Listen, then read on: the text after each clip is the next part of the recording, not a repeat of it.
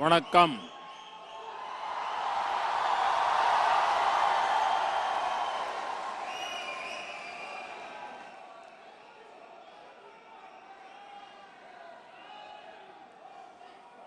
My dear friends, brothers and sisters,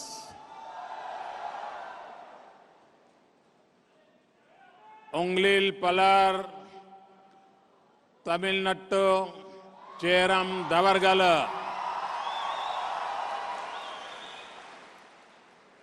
Ungalanai Varakam Vanakkam, Indiavin Valarchil, Tamil Natin Pagamukiyam, Namaskar. I am delighted to visit Malaysia and to be with you here in this huge arena. It's a true pleasure. For me, India is not confined to its territory. India also exists in every Indian. In every part of the world, India is in you. As I stand before you, I reminded of the words of the great Tamil saint Tiruvalluvar.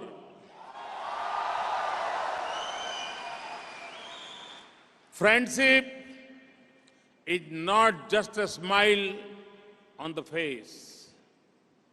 It is what is felt deep within a smiling heart.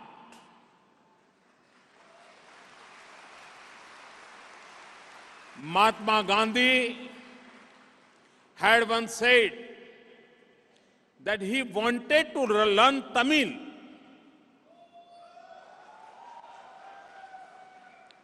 to study Tiruvalluvar's Thirukaral. And in its original form, as there was no one who had given such treasures of wisdom as he had. The saint's words on friendship capture the feeling that get each time I come to Malaysia. It does not matter whether I came here without office or I come now as a Prime Minister of India. I've felt the same embrace of friendship and welcome. The love and friendship of the Malay Indians has always had a special place in my heart.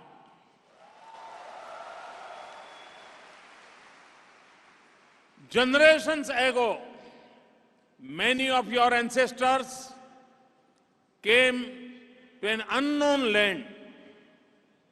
Many of you came here more recently in the mobility of our globalized world. Whenever you came here, whatever it be the circumstances in which you came, time or distance had not reduced your love for India. I see this in the light and color of the festivals. They are as bright as they have always been. I see this in the pure strains of music, the grace of the dancer, the bells of devotion, and the call to prayer. and Malayalam Indians are the largest contingent to the annual Pravasi Bharatiya Divas in India. And many Indians make vibrant Gujarat Summit more vibrant. India and Malaysia were once under the same colonial power. We both became free within a decade of each other. And independent India owes a debt of gratitude to Malay Indians. The glory of India's freedom struggle was written in part by the struggles and sacrifice of Malay Indians. Thousands of your forefathers came forward to join Netaji Subhash Chandra Bose and the Indian Nation Army.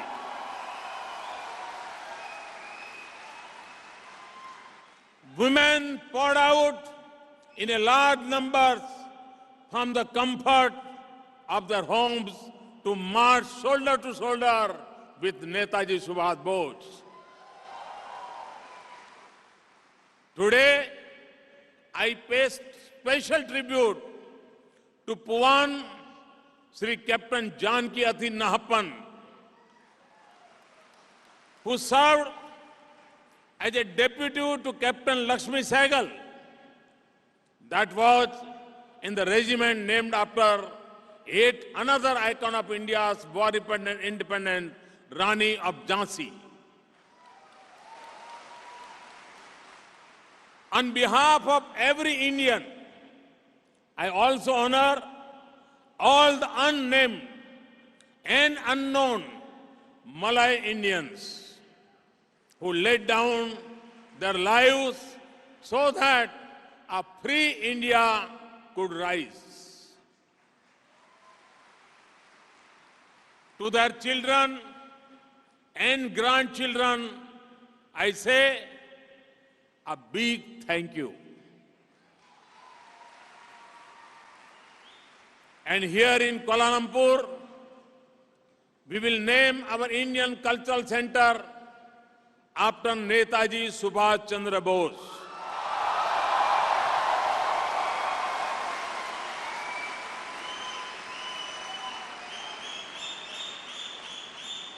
"70 years ago, a tragic and deadly world war came to an end.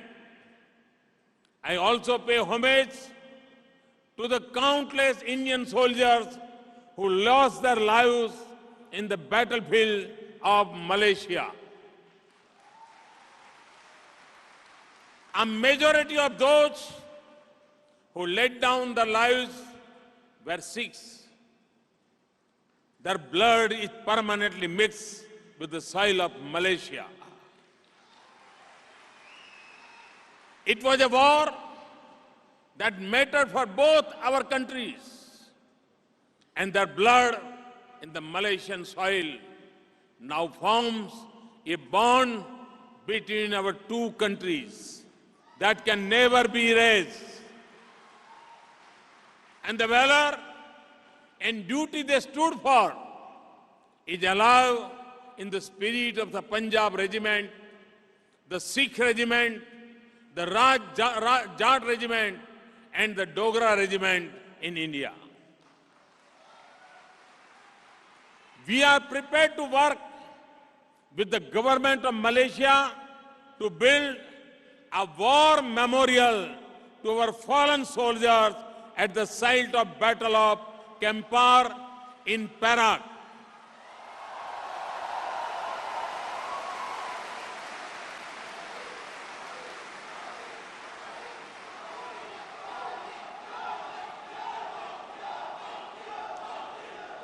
Brothers and sisters, while Malay Indians were responding with courage and passion to the call of Netaji, they were also inspired by the life and mission of Mahatma Gandhi. To the Indian community in Sungai Petani, I salute you for the Gandhi Memorial Hall that you built within a few years of its martyrdom.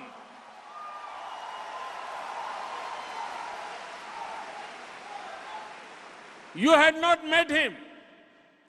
Gandhiji did not manage to visit Malaysia, but he touched your hearts.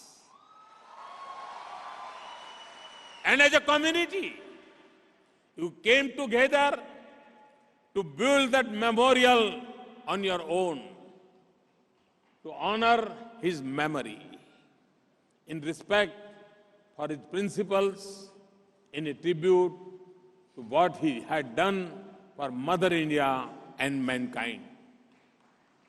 There are few things that can be as moving as these: a homage in silence, expressed in action, and built into a living memorial. And it is my proud privilege to announce that we will install a bust of Mahatma Gandhi at the Gandhi Memorial Hall.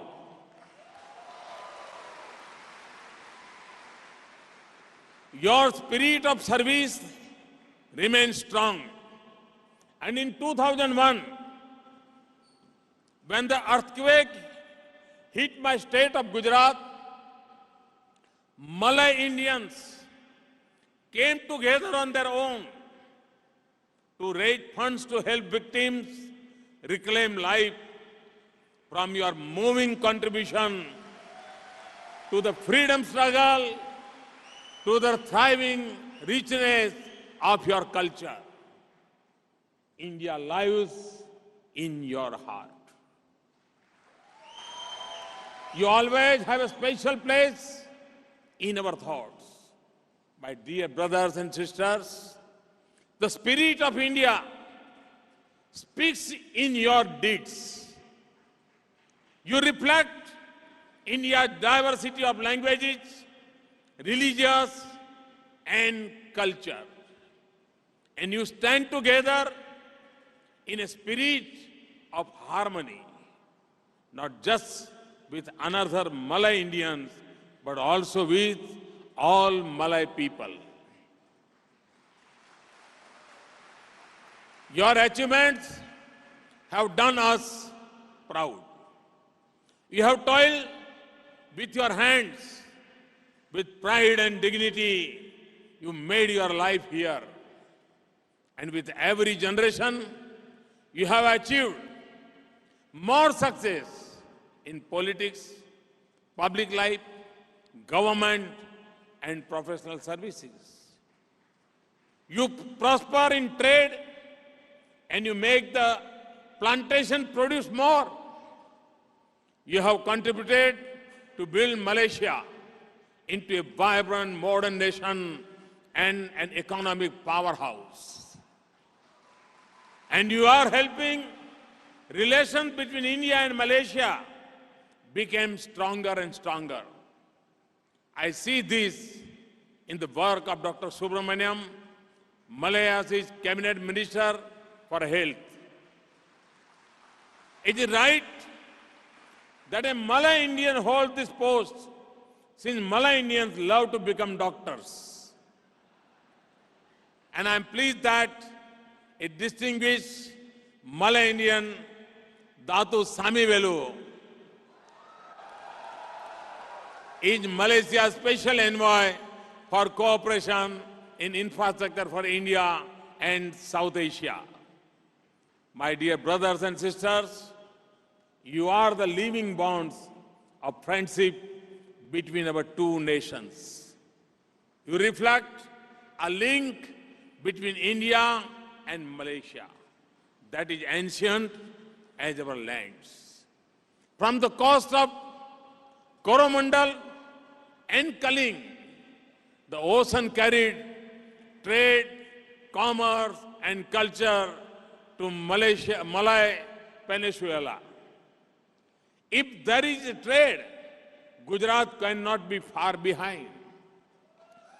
So Gujaratis also joined the trade.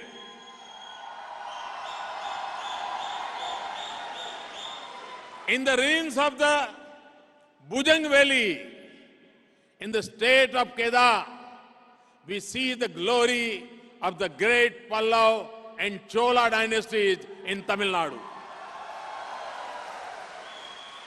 And the spice route, that connected us brought the same flavors to our food.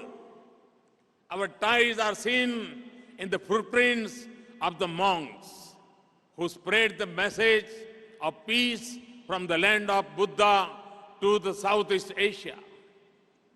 This is the richness of our heritage. This is the ancient foundation of our modern links. Today, I had the honor of visiting the Ramakrishna Mission and unveiling the statue of Swami Vivekananda. This is not only a deeply spiritual moment for me personally, it also recalls the great journey he undertook more than a century ago through this region to America. There he drew upon India's ancient wisdom to make a passionate call for unity in the world. He spoke for Asian spirit that is needed today when we dream of an Asian century. And at the time of a great challenges in the world, this statue on the soil of Malaysia is a reminder to the world of the values we so deeply need to repair the fault lines that are tearing our science societies apart. And tomorrow, Prime Minister Najib and I will jointly inaugurate the Toran Gate at Little India in Brickfields. This is a gift from India, and it looks like the gate at the famous Sanchi Stup in India. That was built more than 2,000 years ago. It is one of the most venerated Buddhist sites in the world. So any visitor coming to Little India will be reminded of the message of peace between people, harmony between man and nature, and the relationship between the people of our two great countries. Above all, the statue and the gate will be a tribute to Malaysia's diversity and harmony. My dear brothers and sisters, Malaysia's achievements are enormous. Just 6 decades after Malaysia gained independence, this nation of 30 million people has much to be proud of.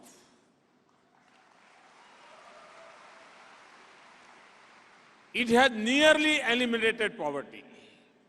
It has placed basic needs within the reach of its entire population.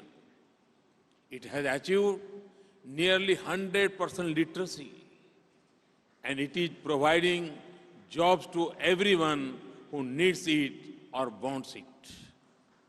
Its tourism sector is flourishing, and has preserved its beautiful gifts of nature. Its infrastructure is world class. It ranks very high on the ease of doing business. And for 5 decades, it has averaged a growth rate of over 6% per year. And this is a truly extraordinary achievement of any country. One of the famous tourism slogans of Malaysia is, Malaysia, truly Asia.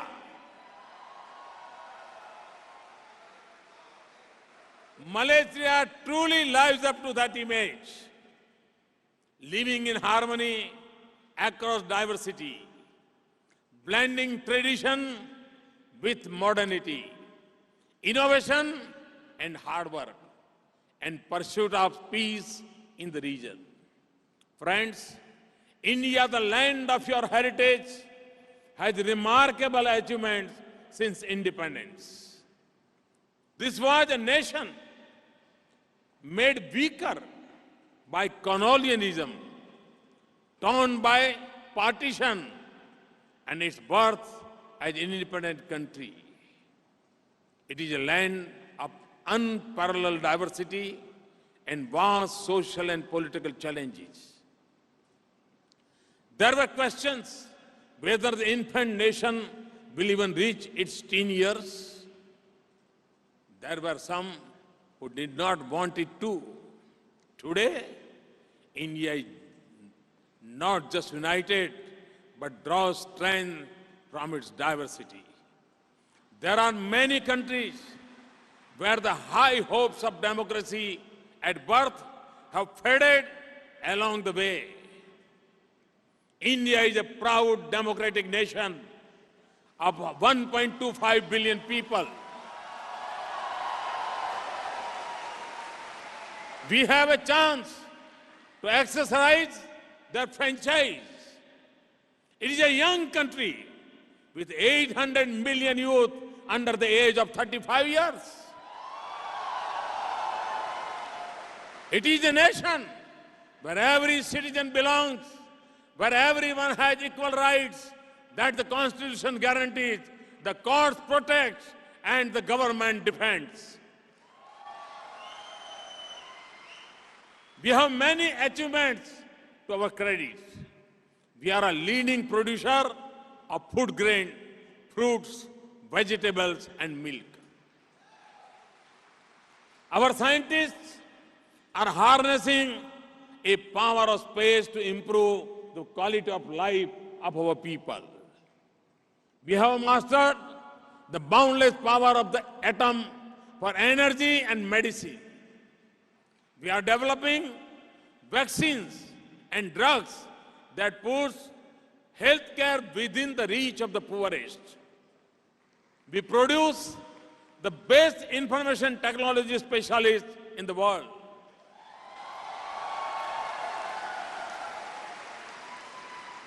We produce doctors and engineers who serve the world.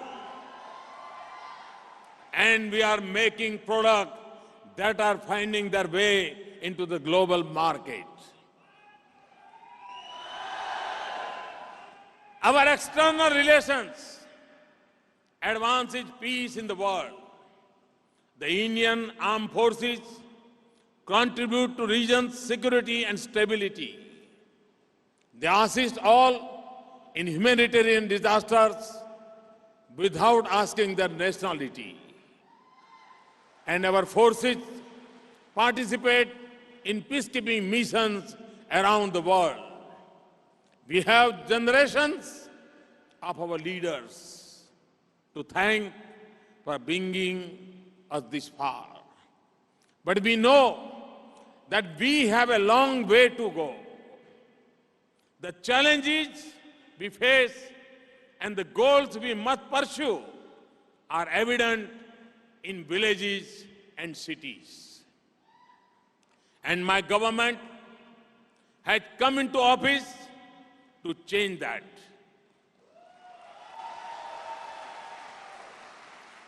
We are eradicating poverty by giving our people the fruits of modern economy, such as universal access to banks and insurance, not just tie them down in endless programs. Where in the world will 190 million bank accounts be opened in a few months? We are empowering them with skills and education. We are creating an environment in which enterprise flourishes and people have opportunities to raise their income levels. We are creating infrastructure that gives people their basic needs of roof, water, sanitation, electricity, schools, and medical help within the reach and means. We are facilitating business and we are creating a national digital infrastructure that allows ideas, information, communication, business and innovation to flow freely on the cyberspace. We are making our railways the engine of a new economic revolution in the country. And we are turning our ports and airports into gateways to prosperity. And we have pledged to make our cities clean and healthy, restore our rivers, and transform our villages. And we will pursue the treasure of nature for the tourists to enjoy and our future generation to see. And all this is not easy. After all, we are taking up 1.25 billion people, more than 500 major cities and 600,000 villages. But we have faith in the talent and enterprise of Indians. We have confidence in the strength of the joint hands of our people. So it is happening. The wheels of change have begun to move and they are gathering speed now. And it is showing in numbers. India is today the fastest growing major economy in the world. I know you feel proud of it. We are running at 7.5% per year, but will grow even faster in the coming years.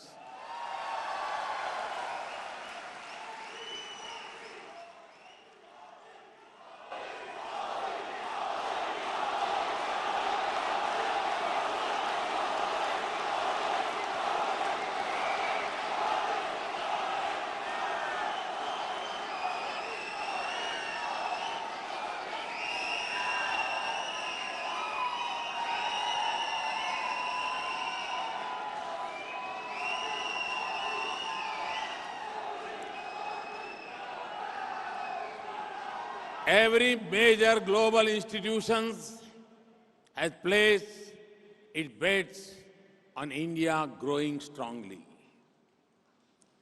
This is at a time when the rest of the world, including parts of this region, is experiencing a slowdown. There is a change in the cities. There is a momentum in the villages. And there is a confidence in our citizens, especially our youth. And there is change in the way government is working. We are making government transparent and accountable. We are eliminating corruption at all levels. We are making governance driven by policies and systems, not by discretion of individuals. We are changing the way government and citizens interact with each other. And central and state governments work with each other. States compete with each other now. That is healthy. My dear friends, we live in an interdependent world. What happens in a far-off country can affect the livelihood of workers in another place. The decision that may be taken in a conference room in the UN or WTO can affect the life of a farmer in a village in India. The lifestyle in one part of the world affects climate and agriculture in another part of the world. We need each other's markets and resources. So our national progress will depend on the strength and success of our international partnerships. We do not have to look far to find friends and partners. Southeast Asia is our neighbor on land and sea. This is one of the most dynamic and peaceful regions of the world. This is a region of culture, talent, enterprise, and hard work. India has excellent relations with all Southeast Asia countries. We have a strong partnership with ASEAN. I have just completed the India-ASEAN Summit. This is the region where our economic relations are growing rapidly, and it attracts the maximum numbers of Indian tourists. Friends, I'm happy to say that Malaysia is one of our strongest partners and among our closest friends in the region. Malaysian companies are excellent in infrastructure. Their largest presence outside Malaysia is in India. Malaysian investors are present in the world's second largest telecom market, that is India. Indian company Ircon is helping improve the rail infrastructure in Malaysia. There are over 150 Indian companies in Malaysia. There are over 50 Indian IT companies here. Malaysia is one of our biggest trading partners in ASEAN, but we need to raise it further. India is one of the biggest sources of tourists in Malaysia. And 170 flights connect India and Malaysia every week. One of our best partnerships in traditional medicine, such as Ayurveda and Unani, is with Malaysia. We also work closely to keep our citizens safe. We have strong defense relations. Indian Air Force helped train their partners in Malaysian Air Force for 2 years.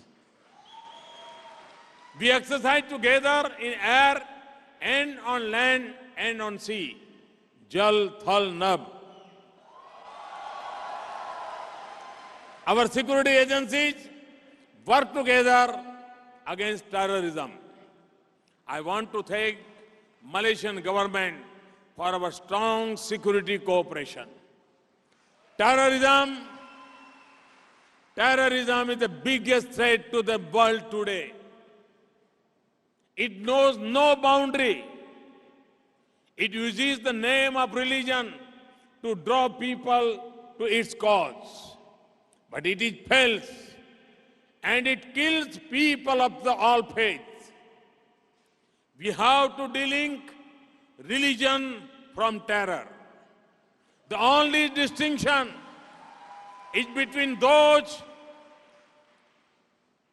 who believe in humanity and those who do not. I have said it before, and I will say it here. The world must come together to combat the biggest challenge of our times. We can strengthen intelligence cooperation. We can use military force. We can make the international legal system for cooperation stronger. But when I say that the world must come together, it is not just about more security cooperation. It is also means ensuring that no country uses or promotes terrorism. There are no centuries There are no funds. There are no arms. We also have to work within our society and with our youth. We need to support our parents, communities, and religion scholars. And we have to make sure that internet does not become a recruiting ground. We have to promote peaceful relations, mutual understanding, and cooperation in our region. Peace is the only foundation for a prosperous future. We have many common interests and challenges. So all nations in the region, big and small, should work together to ensure that our nations remain safe, our seas secure, and our free for commerce, and our economies prosperous. Friends, I will meet His Excellency Prime Minister Najib tomorrow to take our relationship forward. India and Malaysia have much to benefit from a closer relationship. Whatever we choose to do, you will be a part of it. You will breathe more life and strength into relation between India and Malaysia. We will always seek your partnership in India's march to progress and in taking this special relationship forward. But what we value even more is the love and affection that binds us together. For this is priceless and beyond any measure of value. You have remained connected with us despite the difficulties of distances and regulations. You are the window to our heritage and the mirror to our progress. You are the bridge between India and your country. You support families and communities in India. Many of you help a child find her way to a school and a mother access to health care. You do this without seeking an award or getting a headline. So we must do what we can for you. We have merged the OCI and PIO cards, and we have made the visas lifelong.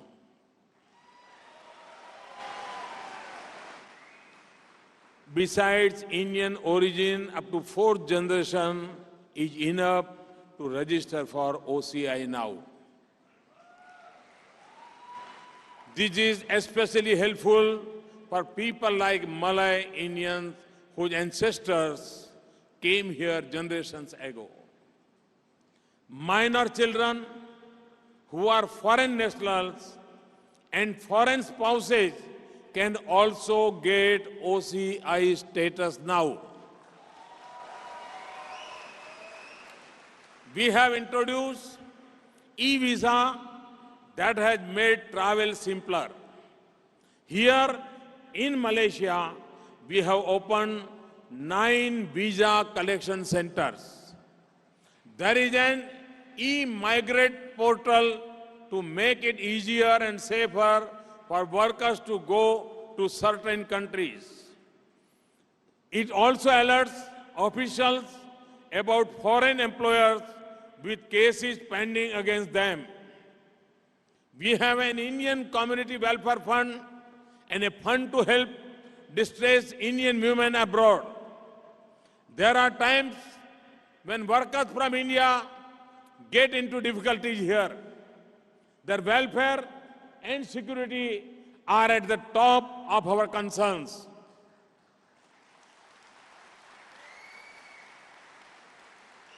Last year, we assisted more than 8,000 Indian workers to return home safely. In Malaysia, an India Student Trust Fund was set up in 1954 to give financial assistance to Malaysian Indian children. who lack the means for education. This fund is still needed by a section of the Indian community in Malaysia. We are happy to announce grant of about $1 million in additional fund to the corpus of the trust fund.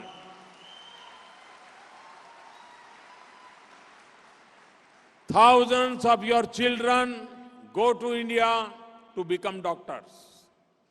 While doctors are critical need for our societies, I hope that you will take the opportunity to get education in other areas as well. Malaysia and India should immediately recognize the degrees conferred by both our countries.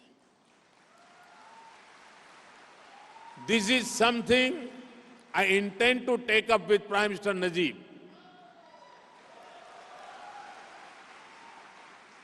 In conclusion, let me say how proud we are of what you stand for, how you live in this society, and what you have achieved.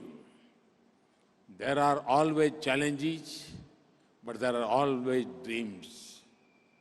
And each succeeding generation has been defined more by their successes than by their challenges.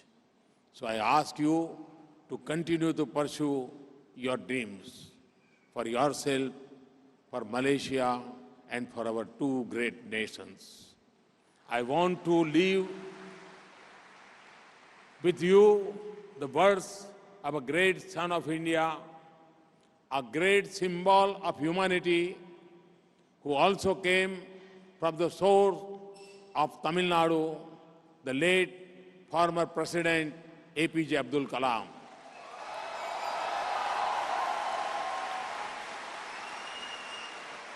One of the makers of modern India came here in 2008.